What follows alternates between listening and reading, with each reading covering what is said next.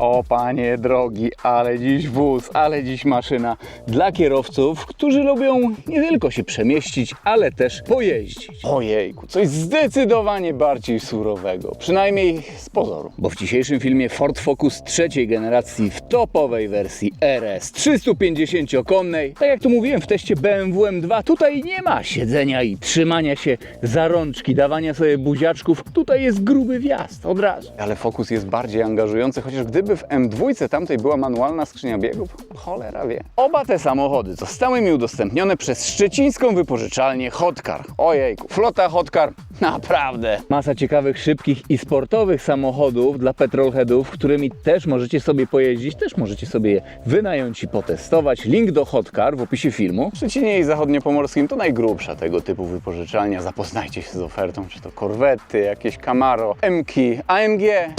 Mówię wam, ale wróćmy do foki. Chociaż nie wiem, czy w tym przypadku określenie foka będzie pasowało, bo tutaj, no jakby ten Focus był samochodem, zdecydowanie byłby fit, zdecydowanie by chodził na siłownię, byłby wysportowany, całkiem muskularny, taki trochę bandziorek, chociaż z drugiej strony bardzo rzucający się w oczy, żarówa, lakier, jaki mamy tutaj, nie, rocznik w ogóle, 2017 końcówka, dosłownie zarejestrowany był 2 dni przed Sylwestrem, lakier Nitrous Blue, coś takiego, 3-warstwowy, charakterystyczny dla właśnie Forda Focusa RS. Myślę, że bardzo nam się kojarzy z Focusem RS właśnie, tak jak na przykład ciemny lakier niebieski kojarzy się z Subaru Imprezą, znaczy ciemny, ciemniejszy. A właśnie, panie, co do Subaru Imprezy. Jest to w zasadzie coś podobnego. Ta kategoria samochodów jak Subaru Impreza, Yaris GR, może jakiś taki też Lancer, ale oczywiście w wersji Evo, takie surowizny, właśnie takie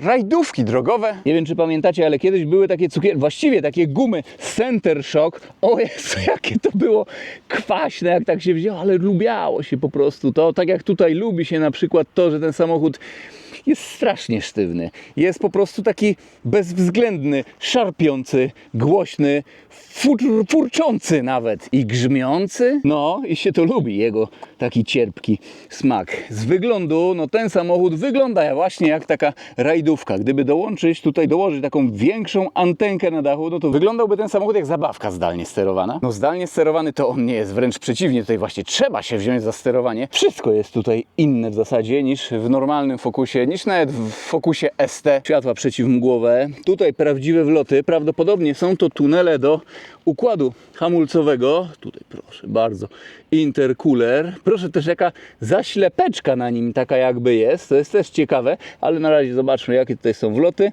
siateczki. Prawdziwe, wszędzie prawdziwe. Podobno na tym intercoolerze jest taka zaślepka, ponieważ gdy testowano ten samochód, to w niektórych klimatach był on jakby taki zawydajny, robiło się jakieś kropelkowanie. To nie wiem, jeśli jesteście w temacie, możecie rozszerzyć po prostu temat w komentarzu. Czy to z przodu, czy to z boku. Emblemat RS, spoiler. Tutaj na dole też dyfuzor taki, aczkolwiek jest tutaj dodany jakiś taki pakiecik stylistyczny, nie wiem, tej firmy. Takie dokładeczki tutaj, czy też tutaj. Dwie prawdziwe końcówki układu wydechowego. Wszystko to wygląda bardzo rasowo. Emblemat RS. Tutaj proszę.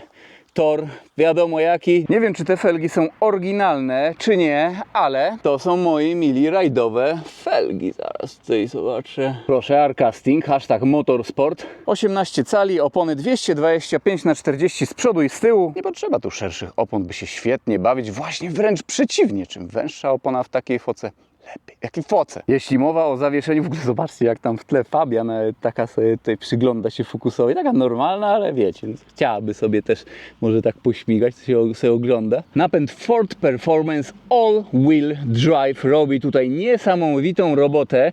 Jest to taki dość nietypowy napęd i w zasadzie nawet bym powiedział, że jest to wisienka na torcie tego samochodu. Zawieszenie w RS jest oczywiście zupełnie inne. Mamy też amortyzatory ze zmiennym stopniem sztywności. Napęd takiego Focusa przede wszystkim nie ma tutaj centralnego mechanizmu różnicowego lub wielopłytkowego sprzęgła. Z drugiej strony wiecie, nie jest to też tak, że jest to wszystko non-stop spięte, bo po prostu by to na utwardzonej drodze no nie pykło, no by się rozsypało. Na przykład jak są terenówki, wszystko sobie spinamy, no to też nie można nimi wyjechać na taką, na asfalt na przykład, tylko po bajorku. I wcześniej powiedziałem, że jest to z pozoru tylko samochód pełnej kontroli.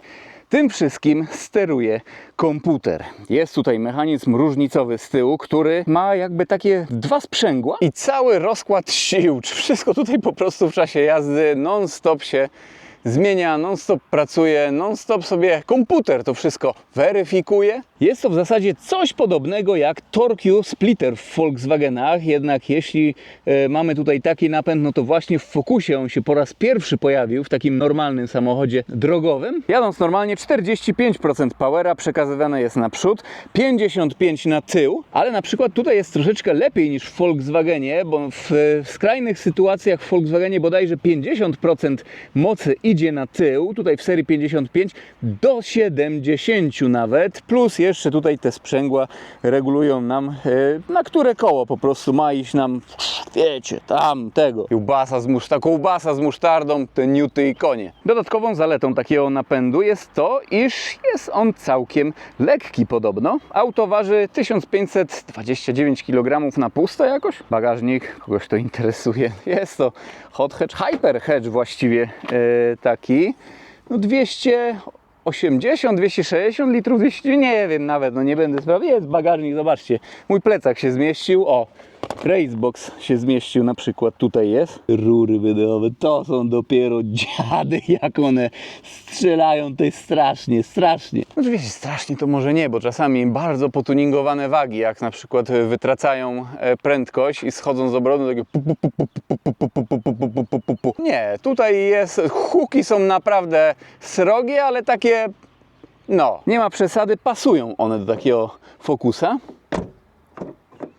Ok, przestrzeń pasażerska z tyłu. Proszę, jakie mamy tutaj performance'owe, półkubełkowe fotele. One były chyba za dodatkową dopłatą nawet. Boczek drzwiowy z tyłu, twardo. No tutaj jest miękko, taka skórka pewnie fejkowa z niebieską nicią. I tutaj jest twardo, ale wszystko to jest solidnie spasowane, nic nie trzeszczy. Tu proszę, jakieś takie praktyczne schoweczki. Alcantara, skórka, niebieskie przeszycia. Jest tutaj nie ma podłokietnika i bardzo dobrze, jest tutaj logo Recaro. Dobrze to wszystko wygląda, nie wiem, ja tutaj nie będę wchodził nawet. Nie, no nie chce mi się już chce jechać, przecież to jest Focus RS. No troszkę tak blaszany, taki lekko dźwięk. Ma być tutaj surowo, czy tam kwaśno, center shock, no ludzie. Tutaj za to jest miękko, tutaj jest twardo. I tutaj twardo. I w ogóle tego nie powinniśmy się w tym aucie czepiać. Zobaczcie, czepialibyśmy się, jakby tutaj były na przykład fotele z masażami. Tak, czepialibyśmy się, bo nie ma foteli z masażami, nie ma chyba nawet tutaj podgrzewania. Fotele ogólnie są takie dość twarde, ale całkiem wygodne. No tutaj, no to po prostu, o, proszę, to wszystko się tutaj tak trzyma, jest sztywne, ale można tutaj wywołać ostre przeciążenia w tym samochodzie, gdy tak sobie wejdziemy ostrzej w zakręt i zalawirujemy. Odpalimy maszynę. Dźwięk turbiny, dźwięk dolotu i dźwięk wydechu. Wszystko to pomieszane. Fabia dalej tam się przygląda. Ale się zainteresowała. Wziąłbym taką kiedyś na test. Perspektywa z oczu kierowcy. W zasadzie tak jak w takim Focusie po prostu normalnym, za wyjątkiem tutaj tego, iż mamy, proszę, takie oto liczniki. Nie wiem, czy to widać. Ciśnienie oleju, doładowanie turbiny i temperatura oleju. No widzicie, trochę słońce wali. O, z tej perspektywy będzie to najlepiej widać. Jak w jakiejś grze komputerowej, jakbyśmy tutaj mieli siadać i grać. Kierownica, delikatne dosłownie podcięcie. Im szybszy taki samochód, im bardziej taki, można powiedzieć, wyczynowy, to nie od razu oznacza, że musimy tutaj mieć nie wiadomo jaką kwadratową kierownicę, nie wiadomo jak wielkie bicepsiki. To jest takie jakby mikrofibry czy alkantary, ciężko stwierdzić. Kierownica jest multifunkcyjna, mamy tutaj nawet tempomat, liczniki charakterystyczne dla Focusów w takich tubach, w zasadzie to normalne, analogowe, prędkościomierz do 300 km na godzinę. Tutaj po środku taki wyświetlacz LCD kolorowy, paliwko, temperatura płynu chłodniczego, no i obrotomierz. Kilka miesięcy temu pojawił się na kanale Focus trzeciej generacji w wersji ST i w dodatku kombi jak to był, możecie sobie zobaczyć porównać. System multimedialny, tutaj taki duży ekran, ale czy ja wiem, czy tutaj tu jest home? O, proszę bardzo, tak to wygląda. Aplikacje, jakieś tam audio. O, mruga, nie mruga. Coś jeszcze? Bez kitu w Focusie RS będziemy patrzeć się w ekranik systemu multimedialnego. Proszę, multimedia Sync, System Sync. Audio firmy Sony. Klimatyzacja automatyczna dwustrefowa. Gałęziusz, taki oto aluminiowy. Skok.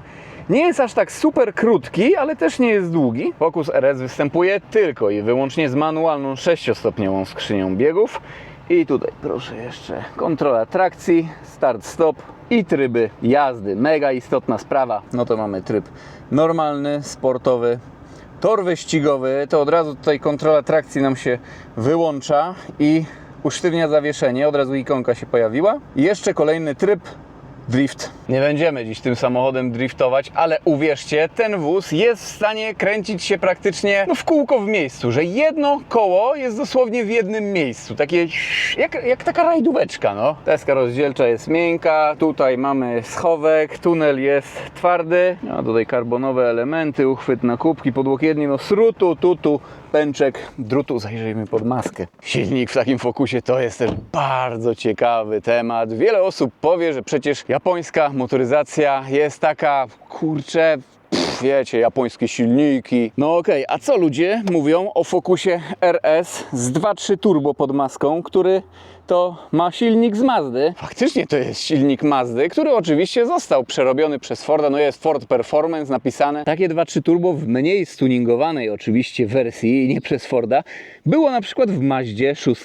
W wersji MPS miało na 260 koni mechanicznych, też napęd na wszystkie koła, chyba nawet manualną skrzynię biegów. Tutaj koni mamy 350, Nm 440 i wiecie co? Pytałem, jak ten samochód radzi sobie w hotkarze. Jak się okazuje, bardzo dobrze. Ale wiecie, to na początku jakoś było tak, że była jakaś mniej wydajna uszczelka pod głowicą. Potrafiły tutaj pękać głowice. Bloki silnika, jakieś cuda się działy. Ford chętnie wymieniał te silniki. No ale tutaj w zasadzie, no co, zdrowizna, jest zdrowizna. No co mam wam powiedzieć? Zamkniemy maskę, bo ktoś pomyśli, że się Focus popsuł. A on zaraz leci przecież na próbę autostradową. Osiągi. Producent deklaruje, iż powinniśmy tym samochodem być w stanie przyspieszyć do pierwszej setki w 4,7 sekundy. Ale jako iż mamy tutaj napęd na wszystkie koła i manualną skrzynię biegów, to nie wiem, jaki czas mi się uda zrobić. Nie będę też tutaj nie wiadomo jakich cyrków wyprawiał z tym autem. No nie mamy tutaj ZF8 HP z procedurą startową i tak dalej, ale taki próbny start do setki możemy sobie zrobić w sumie.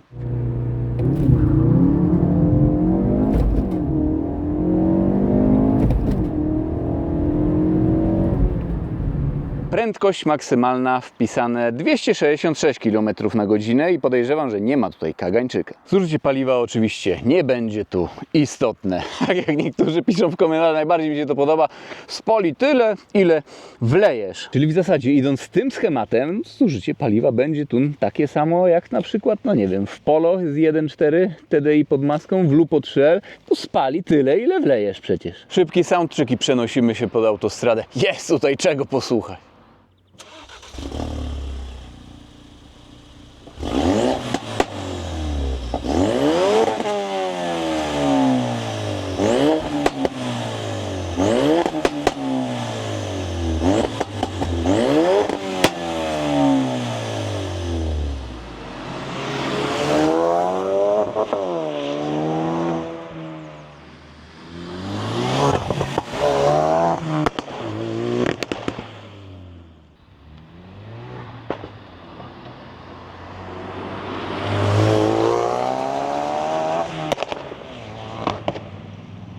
Ale ta maszyna gada. Jesteśmy na miejscu, palimy bestię jeszcze raz. No nie wiem, czy to różnica, ale od razu w trybie sportowym. Jezu, ale metaliczny dźwięk, jak to strzela, aż cały samochód się rusza. Jeszcze kasuje zużycie paliwa. No i dobra, możemy startować. Zużycie paliwa to w ogóle rekreacyjnie i po prostu dlatego, że wypada na tej mojej próbie śmiesznej. Auto naprawdę zwraca na siebie uwagę. Wiele osób tutaj się za nami obraca. No, nie ma co się dziwić, naprawdę. No i dobra, i czy z trójeczki sobie pociśniemy 100-200, czy już z czwóreczki? Zobaczymy. Chyba z trójeczki, ale tutaj jeszcze za ciężarówką, no i...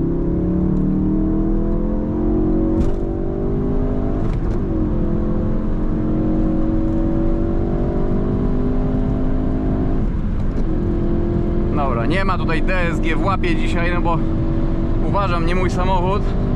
14:41. Dobra, i damy tutaj maszynie odpocząć. Muszę przyznać, że nie wiem, to kwestia zimówek czy czego, ale przy wyższej prędkości takie jest tutaj lekkie bujanko. Jezu, ale nami tutaj trzęsie w tym trybie najbardziej sportowym. Coś niesamowitego. Wiecie co? Zobaczmy sobie na tryb sportowy po prostu. Nie no, tak podobnie jest, ale to taka charakterystyka, jakby to było auto typowo takie tylno-napędowe.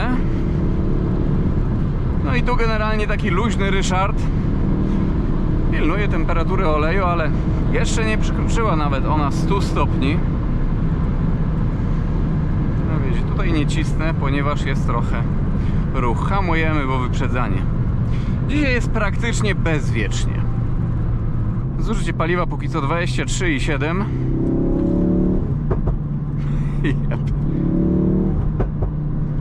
No jest fankar, jest fankar.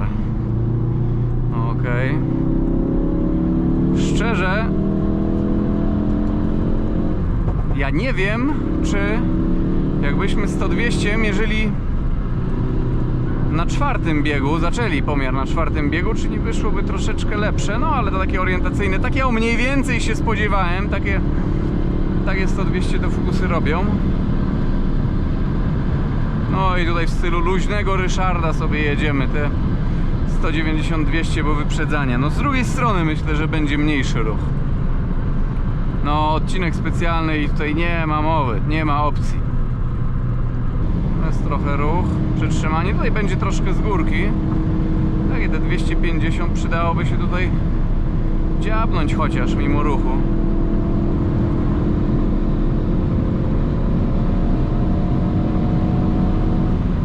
No i 243 i musimy zwolnić.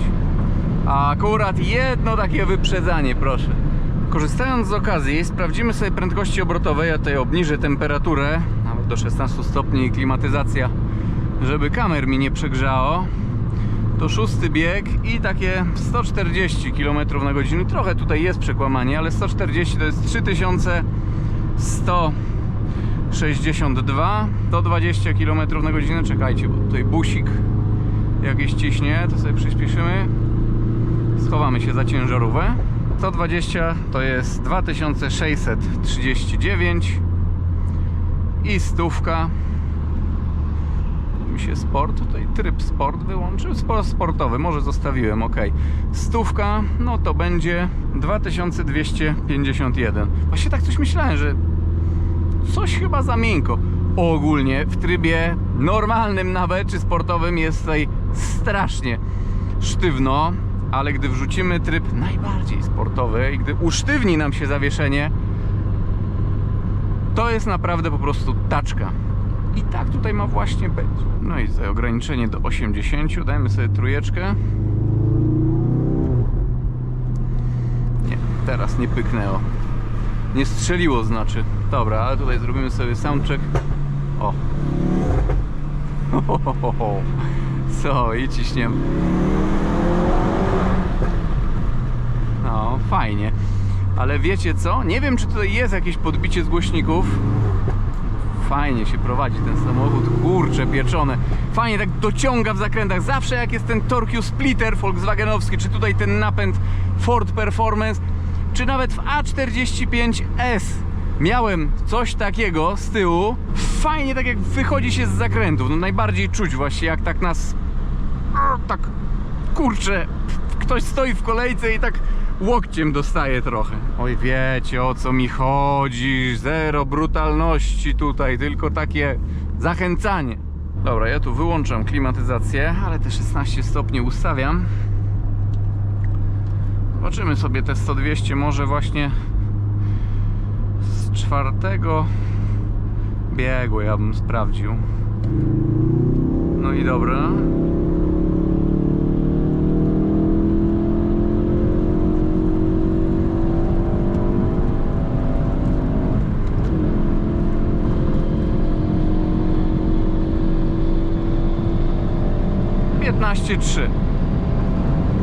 No to nie ma tutaj jakiejś takiej różnicy.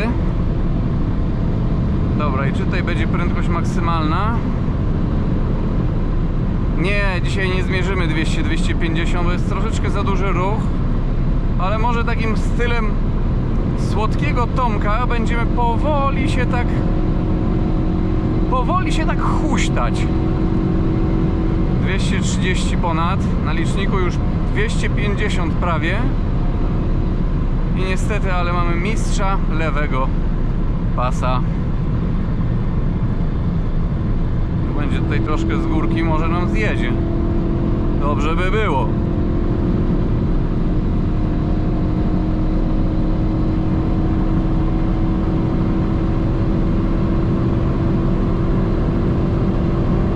No ta skrzynia widzę pod te 266 tutaj tak w sam raz jest zrobiona. Czekajcie, tu odpuszczam. Nie wiem czy można. Można.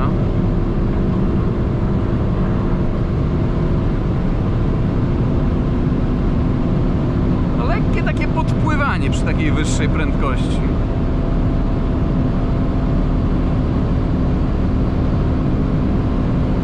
No i dobra. 261 km na godzinę według GPS-u, ale było znacznie więcej według prędkościomierza. Ja to już fokusiny myślę, że męczył nie będę. Tak sobie bardzo ładnie już poradziła. No, byśmy tu musieli szukać po prostu odcinka i nawet teraz troszkę z górki. Było takie szybkie dziabnięcie. Widzieli, że ten samochód ładnie się bujał do tej prędkości i na równym pewnie byłoby podobnie. Ja pierniczę, ja już muszę tutaj tryb normal sobie włączyć. No tutaj po prostu tą prędkość osiągnęliśmy szybciej. No bo te 260, no to już tak wiadomo. Ale czy ja wiem, czy taki Focus RS jest stworzony do bicia rekordów prędkości, czy nie wiem, bicia rekordów przyspieszenia 0-100. To jest zabaweczka taka. Tutaj liczy się fan z jazdy i by sobie tym samochodem troszeczkę tak, wiecie, poświrować. No oglądacie mój kanał, wiecie o co mi chodzi przecież. No, średnie zużycie paliwa 27 litra z próby autostradowej. Nie tak źle. Mam nadzieję, że ten samochód, jak i ta próba autostradowa, ten cały pakiet petrolheadowy w postaci tego testu, pomiarów, soundchecku wam się wszystko podobało. Także pozdrawiam i do zobaczenia w jakimś kolejnym filmie, kolejnym odcinku. Na razie, trzymajcie się. To ci Focusie, to ci foczka, fit foczka. Brawa dla Forda, że stworzyli taki fajny samochód. Szkoda, że takiego Focusa już nie ma w salonach.